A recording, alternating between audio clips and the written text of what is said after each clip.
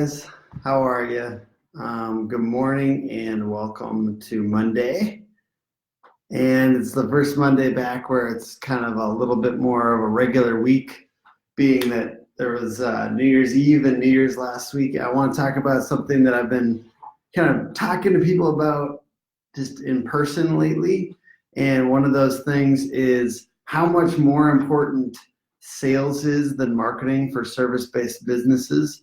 So a lot of people come to me and are looking for marketing services, and I start to get in conversation with them, and I'm realizing as I'm talking to them that if we were able to get them more leads, more people coming to them that said, hey, I want what you have, that I'm not sure that they would be able to close them, and they would not be able to, transact that deal because they don't have this emphasis on sales. And sales is I feel like classically in growing up is kind of a dirty word, but it's of my opinion that sales just means putting together service with some trading it for money and helping that happen. And I'm also under the impression that no value is produced until a sale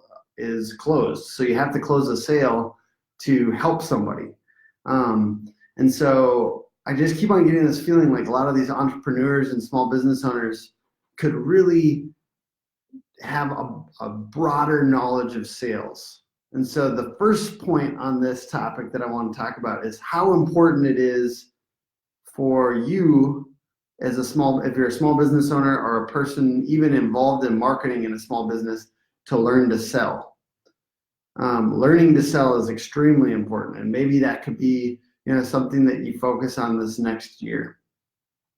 So a coach of mine that I had for a while told me that I was lopsided on marketing. So I spend a lot of time on marketing. The reason I spend a lot of time on marketing for ourselves is that it's fun and it's easy. So like when I'm sitting there on a Saturday, and I like to work on Saturdays, I like to work on fun work. When I'm sitting there on a Saturday, it's a lot easier to sit there and write a blog post or write 5 blog posts for me than it is for me to connect and get on the phone and talk to people and do that face-to-face interaction and ask questions and things like that. Now, you may think to yourself that, one second here.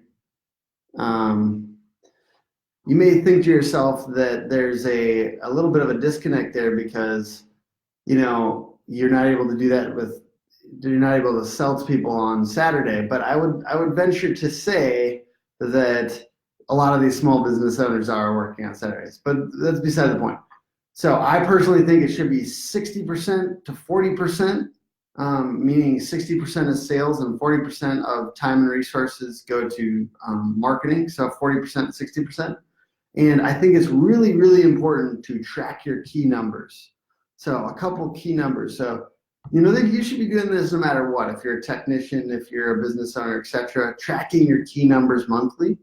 But for sales, and even for sales related to a marketing team, tracking key numbers might look like marketing qualified leads and sales qualified leads and proposals.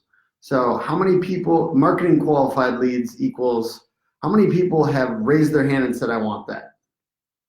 And sales qualified leads are, they both said they want that, and their company or them as an individual are qualified to buy it. So they have enough money, they want it, they're the type of person or type of business that needs what you have. So marketing qualified, sales qualified leads, and proposals or transactions.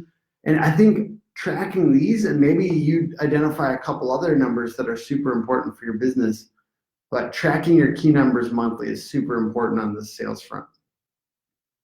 And my last one is just learn to sell. So, I might leave you with that, is how important it is to learn to sell.